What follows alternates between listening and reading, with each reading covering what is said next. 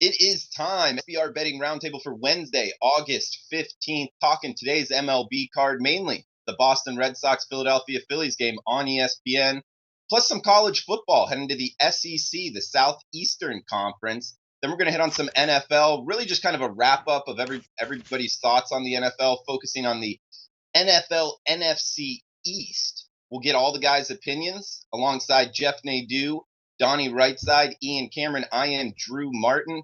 Ian, let's go to you first. Follow him on Twitter at Babano, his work at sportsmemo.com. What's on your mind north of the border? Well, we're getting ready for the IFBC, of course, next week. We got to mention that. It's a week and a bit away in Las Vegas, Nevada. We'll all be there. It's going to be a great event. It's always good to talk to, your colleagues. It's good to talk to the bettors out there, the people that watch our shows on a regular basis. Just put some faces to the names of the people we interact with on a daily basis. That's the point of it. It is a great fraternity of bettors to be with at an event like that, and I'm looking forward to it. Absolutely. Well said, Ian. It's at the Golden Nugget starting next Friday. So I believe all of us will be there. It's good to see all of you guys, and hopefully a lot of the watchers. Can't wait to be with you. Have a drink with you, and really put a face with the name. It will be fun. Next up, Donnie Rightside. Follow him on Twitter at RightsideVP. His work at DonnieRightside.com. How you doing, buddy? Hey, doing good. Another week on the roundtable here. You're right. It's coming up quick. I was just noting to Jeff a couple days ago, seeing IFBC feels like it's like 4, 5, 6 months away. And then you wake up and damn, it's already next week. Should be a lot of fun. The time goes fast. It's a great convention. You're right. The meet and greet part of it between, the people on camera, off camera, fans of the show, people that work at SBR. It's wonderful to go down there, drink some beers, drink some vodka and cranberry, vodka and tonic down there, have some cigars. It's a fantastic atmosphere, especially this year being on Fremont Street, where you just spill right out of the casino and you have a multitude of things to do, casinos, places to drink, places to gamble and hang out. Wonderful that it's in Las Vegas this year. Looking forward to it. And again, happy to be on the roundtable this week. Yeah, Donnie, you bring up Fremont Street. I'm a fan of Fremont Street. It's not on the strip, but it's a little cheaper. You can kind of let loose a little bit, untuck your shirt on Fremont Street. Are you a fan of Fremont? Street performers? Every single time I've been to Las Vegas, I always make sure I go at least one night down the Fremont Street, whether it's have dinner, gamble, just hang out, or see the street performers or whatever it would be. I love Fremont Street. It's a great atmosphere. Ian, go ahead, buddy.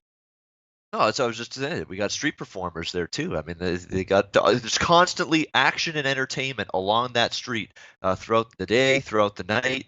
Yeah, it's great. I love that environment down there because I've spent time there before, especially the Fremont Street, the downtown core, so to speak, of Las Vegas. It's fun. I mean, for those of you that haven't experienced it yet, you're definitely going to enjoy it, no question about it. But looking forward to it. I will miss the bet box, though. The bet box became a legendary object and thing last year at Costa Rica, so we say pay our respects to the bet box there at the casino in Escazú. We'll miss you.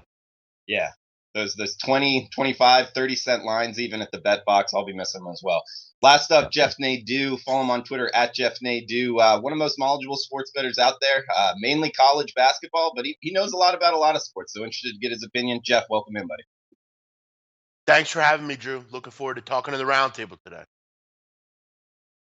Absolutely. And guys, we got MLB, bet on fade pitchers. Anything you saw the last week or so that you think the watchers should know about to make a little money on the diamond? Donnie, did you see anything bet on or fade pitchers?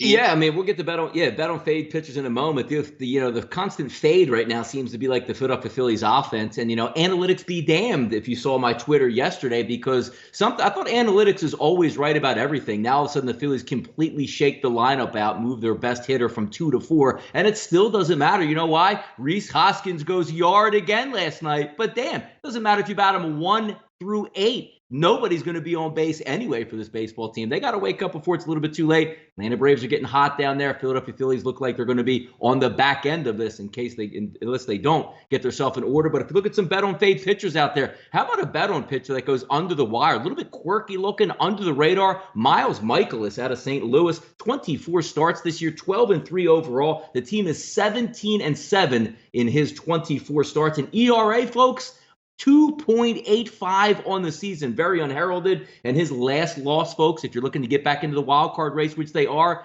June the 29th. If we're looking for a fade pitcher, why don't we just stay in St. Louis as well? Gio Gonzalez. We all anticipated. Everybody was hoping on his regression. It's finally kicked in, and kicked in hard for the Washington Nationals. A 7-9 overall record, a 4.12 ERA, 2-9 in his last 11 starts. Everything. It seems like, again, you're going to bring up the Washington Nationals. Take Mad Max on the mound, typically with a run line. You'll be okay, it seems like. Everything else, complete crapshoot on the Nationals. Fade Gio Gonzalez when he's on the mound. All right, Gio, money burner for sure. Ian, what about you? Bet on fade pitchers or teams?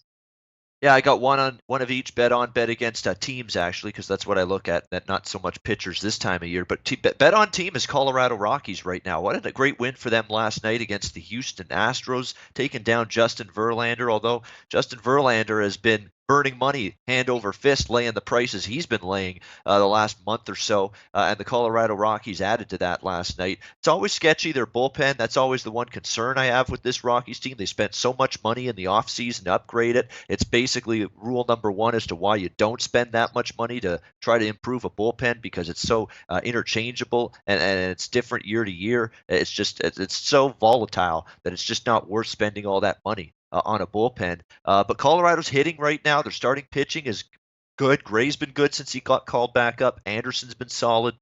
You know, they're getting a lot of, even German Marquez finally had a nice outing last night. So Colorado, to me, a bet on team. Bet against team and bet the over combined in their games right now is the Washington Nationals, because this is a team that's hitting, but this is a team that's getting suspect starting pitching, and their bullpen is a complete and utter dumpster fire right now. They've got two key arms on that DL right now. Kelvin Herrera, who they got from the Royals, is not pitching because he's hurt. They've been without Sean Doolittle forever. There's nobody else that's a big-time reliever on this team. Ryan Madsen's a disaster waiting to happen. Dave Martinez is so clueless. He's pitching the guy when he's apparently not 100% healthy, which tells you how ridiculous a season it's been from a managerial and decision perspective for Dave Martinez. He's been absolutely dreadful at times managing this baseball team. Right now, Washington is losing because they're not getting pitching. They are hitting, though. So I'm going to go combo here. I say fade the Nationals, but also bet their games over the total, because when bullpens are cold like theirs are right now, you can ride a team over the total game to game. It's a game-to-game thing. You ride it out until it changes. And right now, that bullpen is a complete and utter mess for the Washington Nationals. All right. Overs and bet fade for the Nationals for me and Cameron. Guys, we got a game on ESPN tonight. Boston, Philadelphia. Looks like Philadelphia taking money. Boston down to about a -123 favorite, 8.5 the total. Ian, we'll come right back at you. Do you have anything on this? We got Eovaldi versus Velazquez, Boston versus Philadelphia. I want to take a shot with Philadelphia here. I know things have been bad offensively. Donnie pointed that out, but I like Vinny Velasquez. I like what he's done lately for this Phillies team. Nathan Eovaldi's he's actually been solid for the most part, but he's not one of those guys that I look at him and I say, Nathan Eovaldi, a -125 road favorite. That's not the price range I typically like Eovaldi in. You know, you're always taking the fate of your bankroll in your own hands, so to speak, when you bet against the Boston Red Sox these days. I understand that. I mean, they've been absolutely terrific. Their offense is potent, 1 through 9. They play great defense. You look at what Mookie Betts and Jackie Bradley Jr. do defensively on a night-in, night-out basis, tracking down fly balls, you know, with their eyes closed. They make it look so easy. Their bullpen's been fantastic. They have lockdown arms. Barnes and Hembry's been great. Joe Kelly's been great. Kimbrel, the closer. I mean, it's a complete baseball team, and it's not an easy case to make to bet against them. I just think they're a tad bit overvalued here on the road with an okay arm, but not a great arm by any stretch. So I think there's some value on Philly. I think they're worth a shot.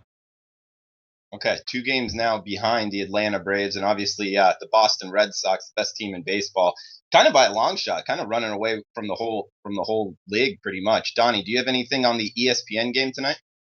Yeah, it should be a good one out there. I mean, you're expecting the Phillies sooner or later to hit. It's, you know, a hitter's ballpark. Yesterday, they couldn't get anything done. Their first hit was a solo home run by Rhys Hoskins. Couldn't do anything as the game goes on. And one of the guys I never want to see in the game, even though I saw a stat since late July, The Phillies, I believe, are the 4th or 5th best bullpen in baseball. They do have a pretty good bullpen, but every time it seems like Tommy Hunter comes in the game, bad things tend to happen to the Phillies. Neshek's good. Sir Anthony Dominguez is good. Got a couple other live arms out there. But Tommy Hunter, who they paid good money for, seems not be able to close the door. Giving up a home run to a guy who's never hit a pinch hit home run and hit his 3rd home run of the season is not a great look. But getting back to today's game, Vinny Velasquez has been pretty good at home this year. Nathan Eovaldi is typically what the Phillies would like to hit. If you're one of those guys that's throwing nasty breaking pitches and painting corners, the Phillies are always going to have a problem with you. But if you're going to be one of those guys that's going to throw heavy heat, 95, 96, and a lot of those fastballs catch the heart of the plate, the Phillies should be able to wake up. I like the numbers today. They're an underdog at home, so you're not paying a big price. And if you are a line watcher, again, similar to yesterday, that Boston Red Sox line has crept down a little bit into that more, palatable range if you're going to bet the Red Sox. But I think the Phillies got to salvage one here. The heat's on for them. And again, the Red Sox, look, they're going to win games, but the Red Sox might start to get into preservation mode over the next 3 or 4 weeks. You saw it the other night, folks, when you had Chris Sale in the game, cruising through 5 innings with 12 strikeouts and just pulled him out of the game. They clinched the division damn near already, best record in baseball. Even if they go into the break, I believe I saw a Buster Olney tweet, if they go under 500, they're going to set the franchise record for wins. So now all of a sudden you have one team that's very hungry versus a team that says, you know what? Kimbrel pitched last night. Let's not bring him in tonight in a save situation if the game is really close late. Sometimes those are little added intangibles that you can look at when betting baseball in August. I like the Phillies here. Great point, Donnie. That's a great handicapping angle going down the stretch now. I mean, preservation mode, and they're going to be laying prices, so it might be the time to fade the Boston Red Sox. Guys, great baseball talk there. We got to get Jeff into it and talk a little college football. But first up, let's go to you, Ian. Little CFL action. Anything on your mind in CFL that the watchers need to know about real quick, 60 seconds? Yeah, I mean, just some news, really, more than anything. Deron Carter got cut from the Saskatchewan Roughriders this past weekend. One of the best wide receivers in the CFL. He's been the last couple of years. This year, the Saskatchewan tenure didn't work out. I mean, he's getting juggled left and right between offense and defense because Chris Jones, I don't know what he was thinking doing that, but he did it.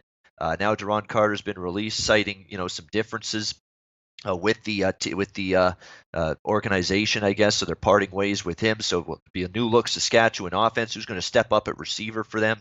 That's a big question. You got some interesting games this week. You've got Toronto off a bye with McLeod Bethel Thompson after they rallied to beat Ottawa.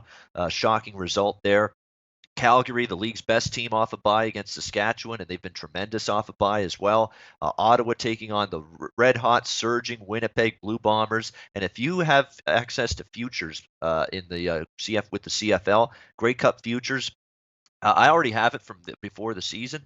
I would grab some Winnipeg right now. That's a team that can win the Grey Cup. I know Calgary's been fantastic, but there's no value. Calgary's plus 100 last I looked to win the Grey Cup. You got no value there.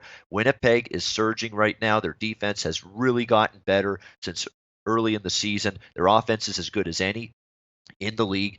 There's some value with Winnipeg. They can do some serious damage and maybe threaten to win a Grey Cup this year. They've been that good lately. All right, north of the border with Ian Cameron. Got to get Jeff Nadeau in here. We're, over 12 minutes into the show. Haven't got his opinion. Jeff, let's go to you for college football, SEC. What's on your mind betting the Southeastern Conference this year? Who do you think will win it, and any sleeper teams you want to throw out to the watchers?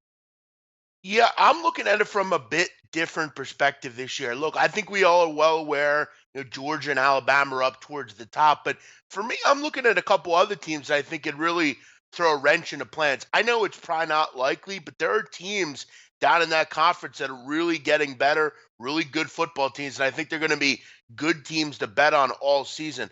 Look, the favorite's obviously Georgia.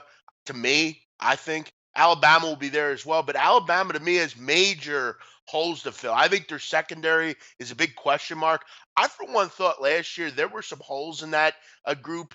I think they have holes to fill this year. They obviously have a quarterback battle, which you don't see very often there. It's usually pretty set in stone who's going to be the quarterback. You have a quarterback that's maybe a little upset as well. But I'm looking at two different teams in the SEC that I have my eye on, particularly one over in the SEC East, the Florida Gators. I'm very high on this group coming into the season. I think they're a top 15 team. They have a plethora of quarterbacks. It looks like Felipe Franks will win the job, and he's improved considerably. The big thing for him was getting those short passes down. They have a new coach in Dan Mullen, a guy that can really fix an offense, guys, that hasn't cracked the top 40 nationally offensively since 2009. They need to fix their offensive issues. Defense isn't a problem at Florida. It's the fact that they can't move the football through the air. They went out and got 2 transfers, one from Ole Miss, one from Notre Dame. Both are eligible for the season. That's a big get for them. They have a good running back in Jordan Scarlett, and they have arguably the best secondary in the league.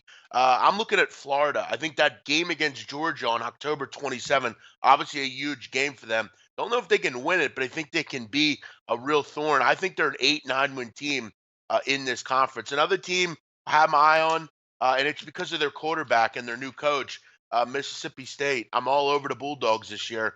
I think Nick Fitzgerald's an underrated cat that I think we have to get to know. I think he could be a Heisman Trophy candidate. With Joe Moorhead at the helm now, that offense is going to move the football. They're going to be one of the better offenses in the conference.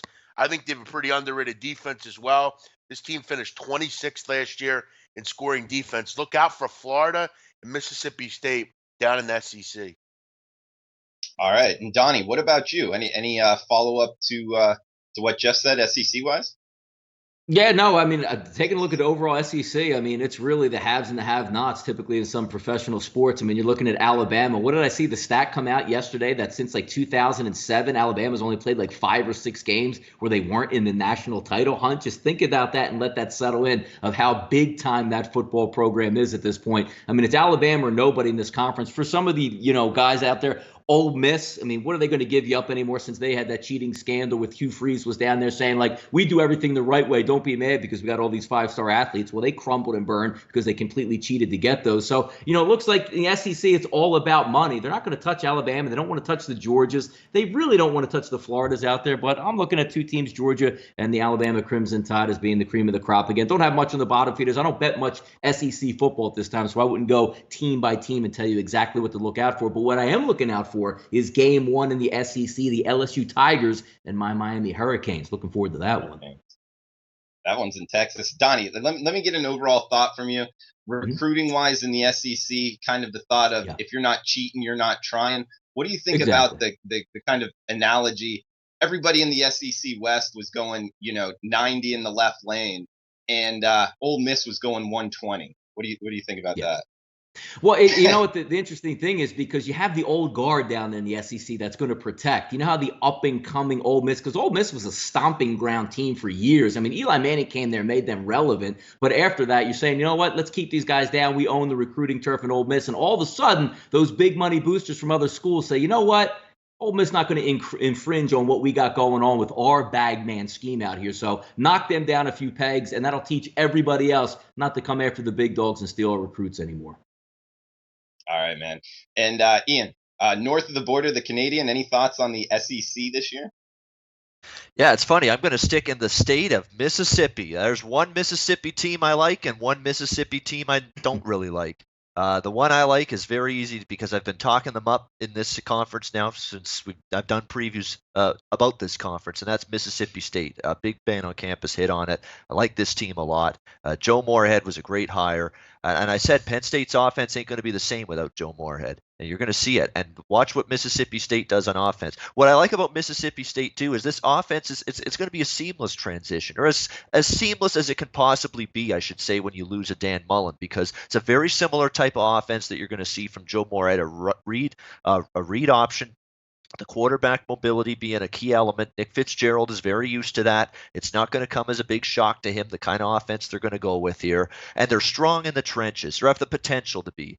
They should have a very good offensive line. They should have an equally good defensive line. And to compete and win games and cover numbers in the SEC, you've got to be good in the trenches. And I think Mississippi State is that. I'm a little concerned about their wide receiver depth just a little bit. That's probably the one little sore spot for them.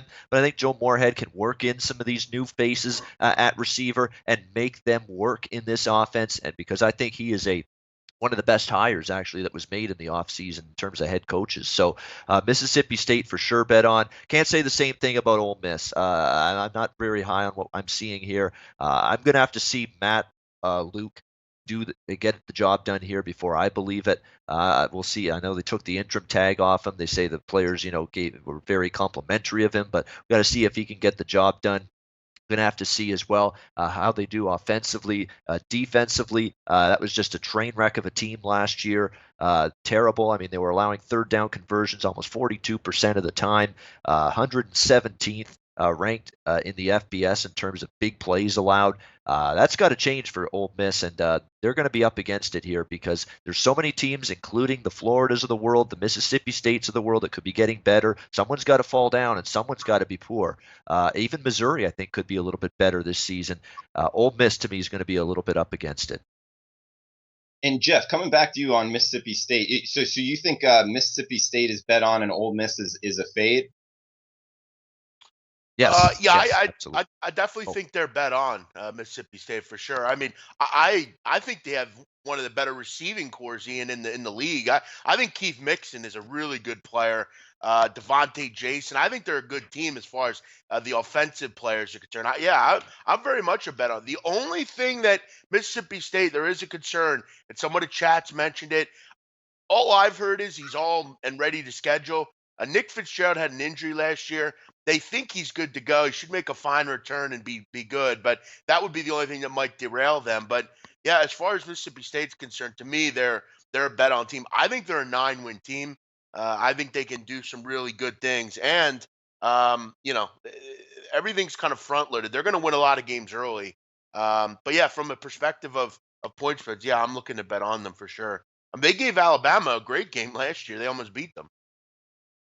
Yeah, absolutely. That was a great game. Hey, Donnie, what about I guess the Sunday game? You were just talking about it. Miami LSU looks like 2.5 is still available at Bookmaker, the Chris books, but pretty much everywhere else is 3.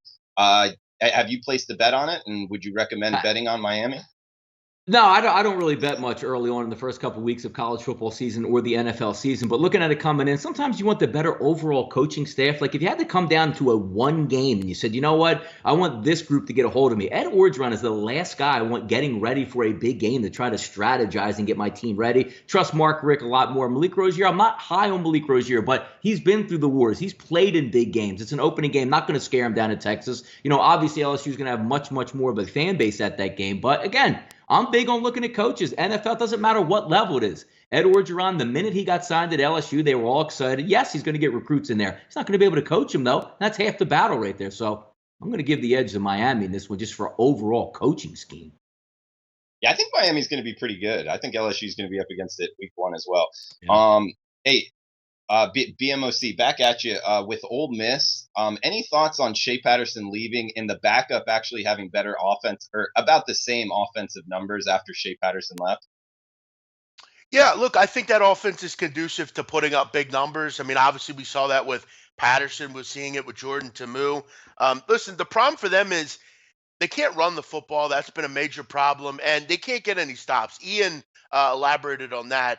That's one of the big issues for Ole Miss. They haven't found a way to really. Mississippi State could score points, but they've also found a way to defend. In this league, you have to defend. You have to have a good defense. They just haven't been able to figure that out.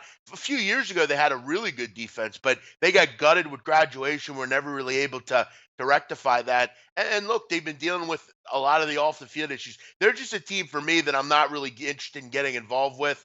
You kind of feel bad for people like Shea Patterson who really haven't had any sort of coaching for a year or two now. This is a team that's been in flux. They can't make a bowl game. That's another issue I have. I mean, there's not.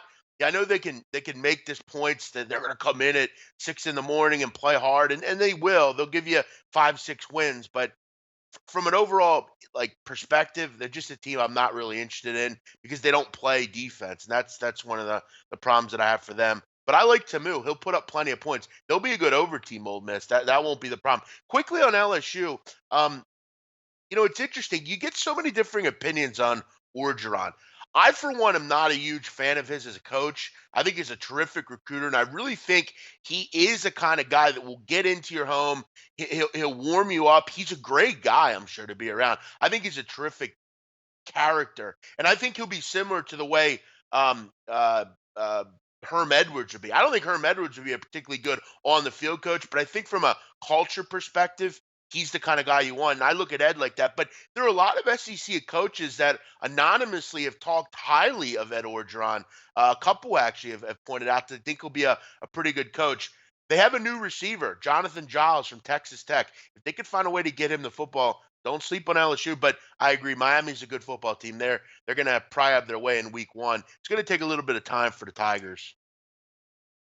Okay, well said, Jeff. And guys, let's just go around with just some of the big games. Maybe if you have any betting points on it, starting Alabama, Louisville, Alabama laying 25.5, or we got Tennessee, West Virginia. Looks like West Virginia laying 10, or if you got anything on Mississippi versus Texas Tech.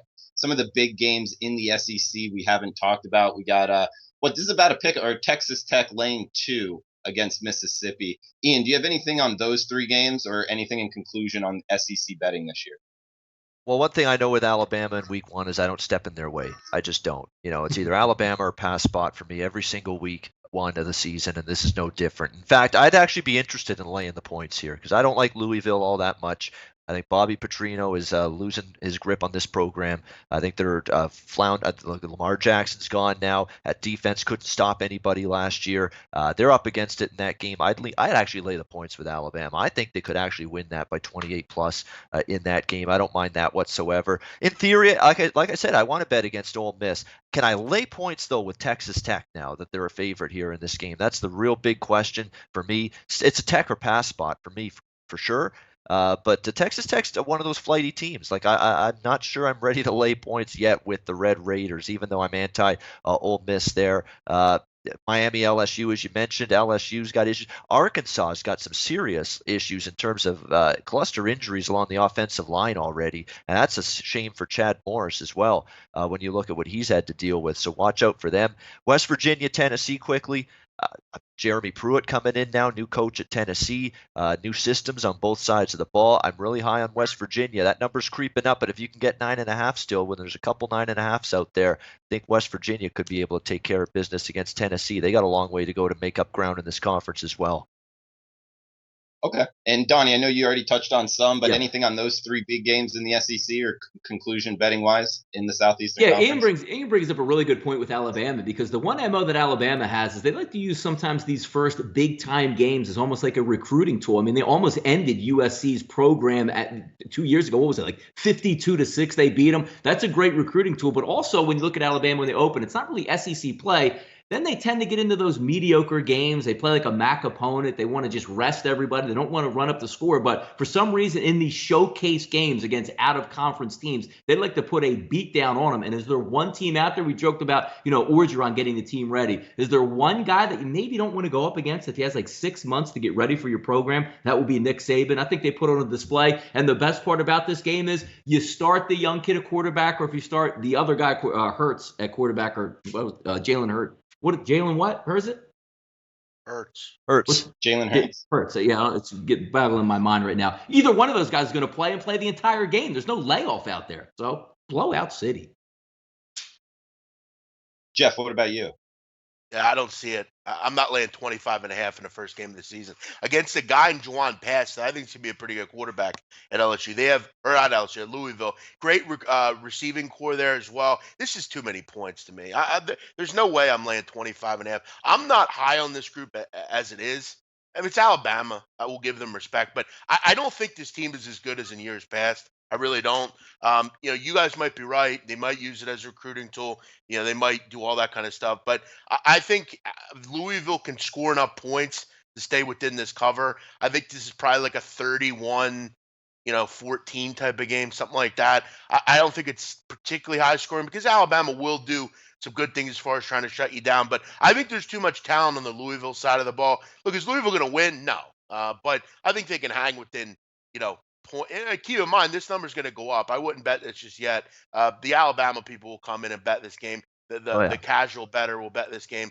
If I can, I would love to somehow get 28. That's probably not going to happen. But I think they'll do enough to stay within this impost. As far as Texas or Tennessee, West Virginia, I'd probably look over the number. Here's my big concern with Tennessee. A lot of inexperience in the secondary.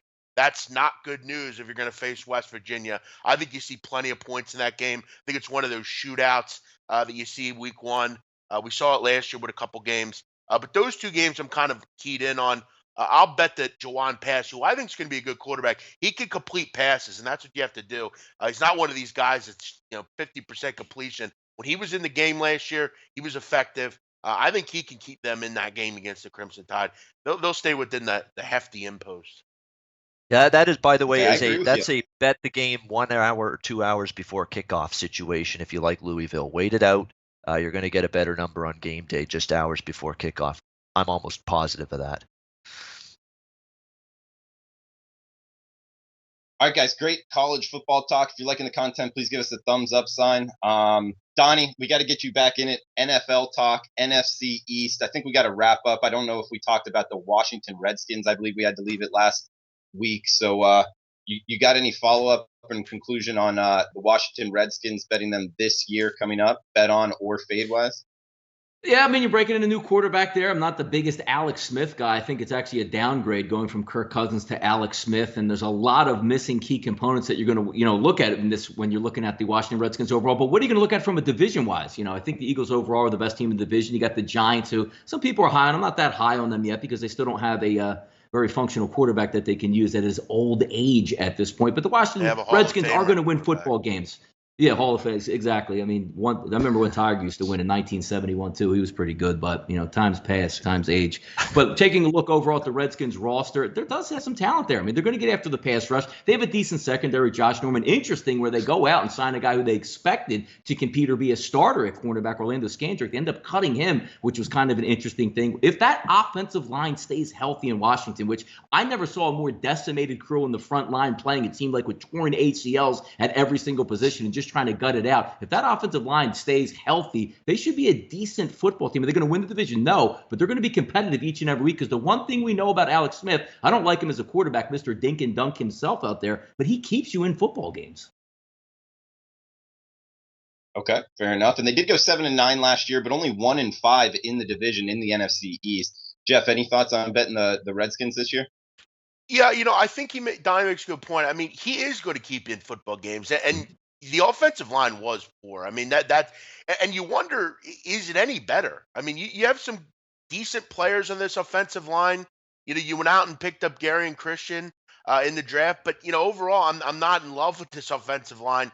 They went out and the receiving core is decent. The run game, you took a hit losing Darius Geis. That's a tough loss. I mean, he's a guy that I thought could really help them out in the run game. They've just had a lot of these random guys, the Chris Thompsons, the Rob Kellys. Maybe Samaje Perine could be the next big thing for them there. But I think defensively they've improved a little bit. You needed something in that secondary and in that back end. They've had some real shitters every year with that group. I'm just kind of numb on them. I think they're an 8-8, 7-9 type of team. I don't think they're good enough to get to the playoffs. And in a division that is tough, I'm kind of between them and the Cowboys on finishing fourth in this division. I think the Eagles and the Giants are better football teams for sure than the other two. I'm going to say they finish third. I think Cowboys fourth. I think defensively the Redskins are a bit better than people think. I kind of like what they've started to grab in the secondary there. Some names that I think they can work with, but they have to keep that quarterback upright. You don't have much in that offensive line to me. Okay, Jeff brings up offensive line issues. Ian, do you agree they might be up against it in the NFC East? Yeah, the offensive line is a little bit of a concern for the Washington Redskins. There's no question about that. But Alex Smith's not a statue back there. He does have some mobile elements to him. He can move around in the pocket.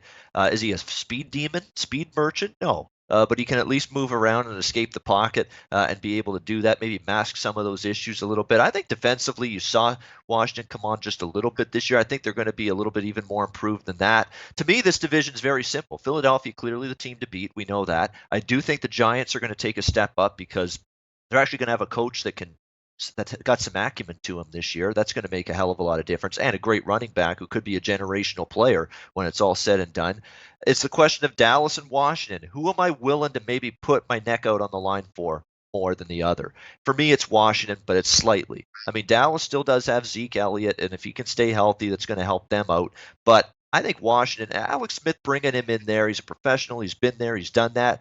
He's a guy that can at least get you there potentially and into playoff contention, if not make the playoffs, just because he's had that experience in Kansas City of doing it.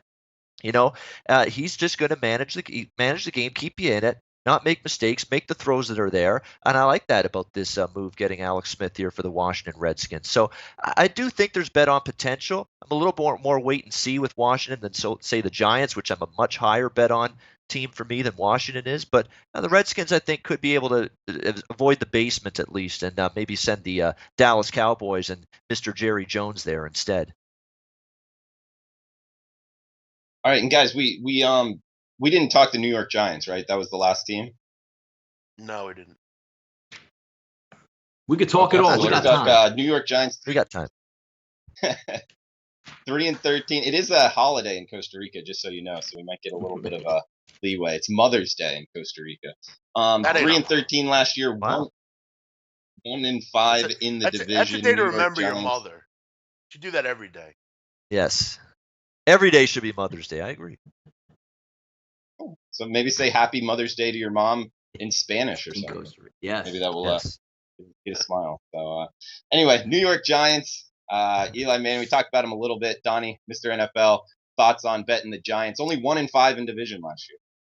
Yeah, no, I mean, there's nowhere to go but up, right? When we talk about the Cleveland Browns, everybody says they're going to take a big step forward. Great. I mean, Cleveland wins one game. It's a massive step forward, like they're just stepping on the moon for the first time. But taking a look at the New York Giants in this one, I like what they did in the draft overall. Saquon Barkley is going to be a really good football player in the NFL. Nobody's arguing that. But now you're starting to read the tea leaves out of New York saying, like, Darnold looks like he could be a future star in the NFL, which my whole argument was, if you're going to be in that top 1, 2, or 3 or somehow get in there, like the Eagles went up and grabbed Wentz, Goff to the Rams, you can change the direction of your organization. The Giants need a quarterback, and more importantly, they need a future franchise quarterback. Eli Manning's not the man that's going to lead them to a division title, playoff wins, and a Super Bowl. He's getting old, long in the teeth. It's going to be almost time for him to retire. Then who do you hand the keys over to? If they didn't go with Saquon Barkley and went with Sam Darnold, I would be much, much brighter on the future of the New York Giants. But getting back to betting them this year, do they have weapons on the outside? Absolutely they do. Love the pick for the guard at UTEP Hernandez. He is going to be a road grader for years to come. One of my favorite guys to watch in college football. One of the worst teams you can put together with UTEP. He was a bright, shining star, and you clearly see that he can dominate. I think he's going to be able to step right in. What does Nate Solder have at left tackle is always going to be the issue, because the Giants keeping Eli Manning upright. Eli Manning's one of the few quarterbacks in the NFL that sacks himself on plays. If you get close to him, you don't even have to put your hand on him. He will go down, or he will throw the football and do his patented throw, shoulder turn, and like give him one of those Eli looks. You're going to be able to intercept passes. If Odell Beckham Jr. can stay healthy out there, will they put up points? Yes, because Eli's a risk taker. He's going to throw in triple coverage. He's going to go deep when he shouldn't go deep at times. Can Saquon Barkley stay healthy? Because you already saw hamstring injuries already creeping up in camp. You want to take it very slow with him. The overall talent for the Giants, I do like. But again, it's squared up on your quarterback. You're not going to win many football games when your quarterback turns the ball over 2-3 times per game. Well said, Donnie. Hey, we got Troy in the chat box saying it's the Eagles division. Nobody else goes above 500. Do you agree with that? And as the rest of the division, like with the Giants, Redskins, and Cowboys, nobody goes above 500. I mean, you know what? That's a really good point he brings up, because what are you looking at? The Eagles 10.5 as a team total. Even if they stumble out of the gates and they're slow and injury-wise, they're still clearly heading class above it. But you know what? That makes a lot of sense, because I could see maybe the second place team being 9 wins, if that's a pretty good point there. You might want to take the under on a couple of those teams, because when it really breaks down, can you see double-digit wins out of the Giants, Redskins, or Cowboys at this point? I don't. No, I don't either. Jeff, what about you? New York Giants talk, and do you think any team in the NFC East finishes above 500 outside of the Philadelphia Eagles? Yeah, I think the Giants could, but here's my question with the Giants, okay? Now, last year, you made an absolutely savage move by taking Eli Manning and benching him for Geno Smith. Remember we did that, okay? Everyone was told that, if you didn't believe in Eli Manning, why did you do that? Was that just a lone wolf move by a gut manager that coach that we weren't going to see long term? Was that an isolated move by him? Or was that coming from upstairs and them saying, we need to see what we have from the rest of this group? Okay, but you still don't go out and address the quarterback position. If you don't like the quarterback position, why didn't you go out and address it? That's my issue. I like Eli Manning. I think he's a Hall of Famer. I really believe that. I think he's had a great career. He is getting older, though, and at some point, like other teams, you have to go out and address that. The Dallas Cowboys, for a long time, didn't do it. We saw the Ravens finally do it. You have to start to look towards the future, and I'm not sure they're willing to do that. They had an opportunity this year to do it. They went out and got Barkley. The problem is, right side of that offensive line has still got question marks. Eric Flowers was not good last year. What do you have on that right side? You have a good left side, but to run the football, you need to have that full five good player offensive line with some depth. I don't know if they have that. Outside, they're very good. I think Beckham's one of the best players in the league. I think you put up with his attitude because he's a receiver, and that's just how they are. Evan Engram's a great player. Defensively, I think they're good. Secondary, solid. Maybe you're a little worried about their pass rush. Can they get enough? They went out and added Connor Barwin. That might help. Yeah, look, I like them. I think they can get to 500. But I have a few question marks. One of which being, at what point? Because we obviously know you don't believe necessarily in Eli Manning. Was that a lone wolf move by Ben McAdoo? Or was that a bigger issue brought down by the overseers to say, let's see what everyone else has? I mean, Davis Webb's not going to be your quarterback. So when are you going to go out and address that is the big question. Because Donnie is right. Eli is getting a bit older, but he has a lot more to throw to this year. He's not throwing to ShopRite cashiers and mechanics down the street. He's got a couple guys he can throw to now. Let's see if he can deal with it. But you do think they finish over 500? Did you mention that earlier? I think they can get to 8, 9, and 7. I think they make a move up this year. They were really poor in that receiving core last year. Just couldn't move the ball. But you saw Eli Manning could still move the ball. I mean, he had a big game against the Eagles last year. He He had a did. couple games where he looked like he could still move the ball. When you're throwing to guys that don't belong in the NFL, you're probably not going to have a great year. He's got those kids back now. He's got that tight end Ingram back as well. He's got a run game all of a sudden. I think they have a much better year. I think they can get to 500. Yeah. I mean, he is getting older, but if you do give him time, he has proven in the past he can Right. move the ball through the air. Ian, Right. anything final thoughts on the New York Giants this year? And that's going to be the key, is that offensive line. It really is going to be the key with this football team. It's got to be ironed out. You have a great running back now in Barkley, but you got to give him those run lanes. You got to open up those holes, or else he ain't going to be going anywhere. It'll be 3 yards in a cloud of dust all season if this run blocking and this protection from the O-line doesn't get better. And, of course, Flowers, who was, a 9th overall pick when he was drafted. I like how people say he got a little bit better toward the end of the season. Well, when you've been terrible and you get a little bit better as a 9th overall pick, that's not good enough. You got to be a lot better than that to validate that draft pick. The one thing I like is that Dave Gettleman's now the GM.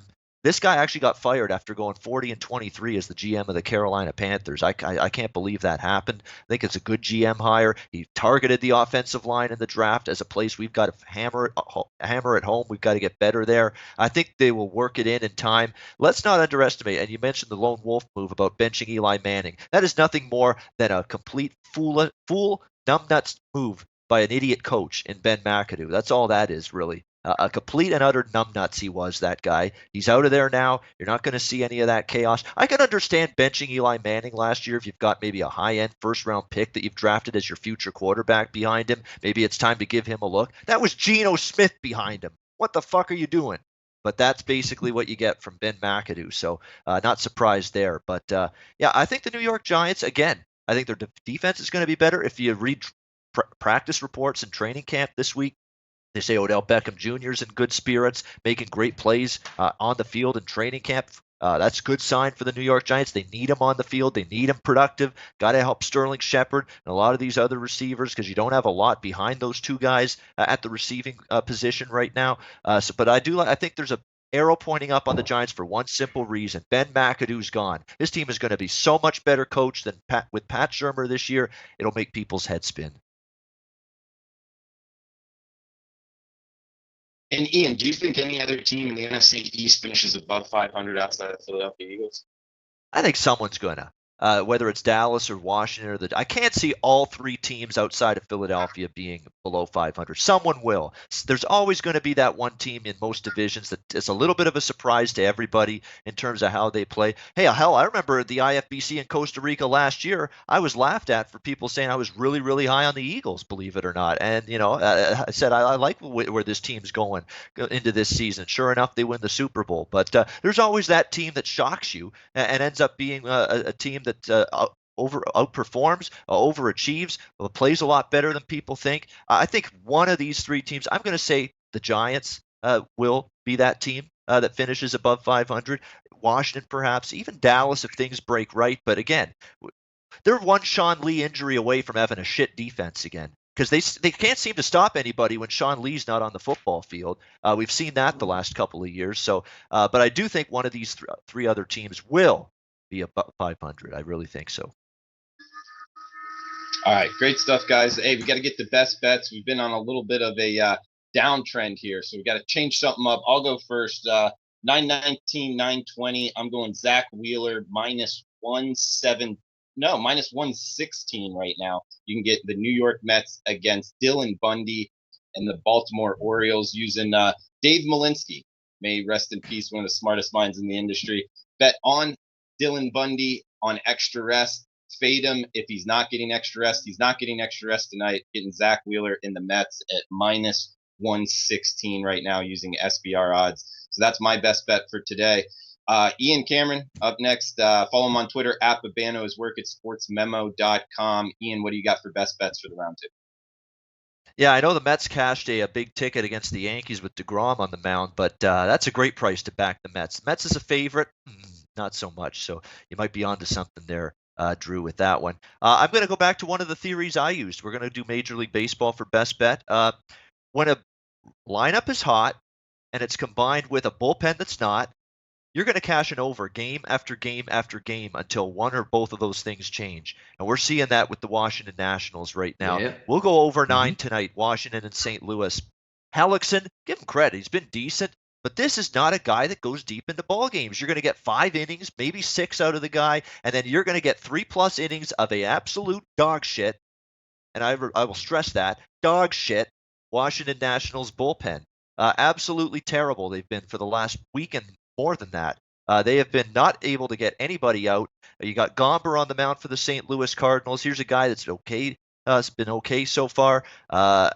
But I think he's another guy that could struggle here against this Washington line. Washington's been hitting. That's not why they've been losing games. They've been losing games because they haven't been able to get outs and they've blown leads late. So I think we see another high-scoring game between the Nationals and Cardinals here tonight. And the St. Louis bullpen's been leaking oil, too, in the first 2 games of this series. So over 9, Washington, St. Louis, best bet for the Roundtable. All right, good stuff, Ian. I like that. When the lineup's hot and the bullpen's not, bet the over. That's a good one, man. Hey, next up, Donnie Rightside. Follow him on Twitter at RightsideVP. His work at DonnieRightside.com. Donnie, best bet for you? Yeah, no, I just want to piggyback quick off of Ian's sentiments there. He's right. I picked up both the last 2 nights overs in that St. Louis-Washington game. When you have 2 really good lineups out there that can rake, you have 9 innings to get it done. Last night you saw Bryce Harper, a 2-strike, 2 out. Opposite field, painted black, 99-mile-an-hour fastball, get over the wall, and that game ends up 6-4 this one. Yeah, he's right. 2 good lineups, 2 questionable bullpens, and usually a nice hot, muggy atmosphere in St. Louis. They'll probably get it done. I like that play. I'm going to go a little bit West Coast action here. 927, 928. Just going to fade a bad pitcher in this one. Pena has been awful in all his splits this year. Erlin's been a decent under-the-radar pitcher at home for San Diego and also has some decent splits over the last 30 days. There's a reason why they are favored tonight, minus 119 at 5 dimes right now. We're going to go San Diego Padres tonight, money line over the Los Angeles Angels of Anaheim. All right, Pods on the money line. And big man on campus, follow him on Twitter at Jeff Nadeau. Jeff, what do you got for best bets? I'm going to head to the MLS. I've been killing this league. I'm going to go back to it today. Late night, DC United, Portland Timbers. I'm going to take the roadside here, plus a half a goal. So that means we get a cover if the draw comes in. I think Portland's the better side. DC United still down at the bottom of the table. The Wayne Rooney experiment has worked. They're scoring a few more goals. But again, this is a big step up from Orlando City to Portland. Portland, one of the better defensive clubs in the league. the third in the table in the Western Conference. Really a team that has done some good things on the road this year. Diego Valeri's been great for Portland all season. I'm actually thinking that Portland could go in and get a win. I know people will jump on DC United, think they're playing better. They're still having defensive issues, and they're having trouble scoring goals. I'm going to take the Portland Timbers here, plus a half a goal at -115. If we get a 1-1 draw, we're a winner. As long as they don't lose, Portland's going to come in. I think they go and get a result over in DC. Give me Portland plus a half a goal against DC United. All right, well said in the MLS, Jeff. For Jeff, Donnie, Ian, I'm Drew. Thanks for tuning in, guys. We'll see you next Wednesday, 10 a.m. Eastern. Best of luck. Thanks, everyone. See ya.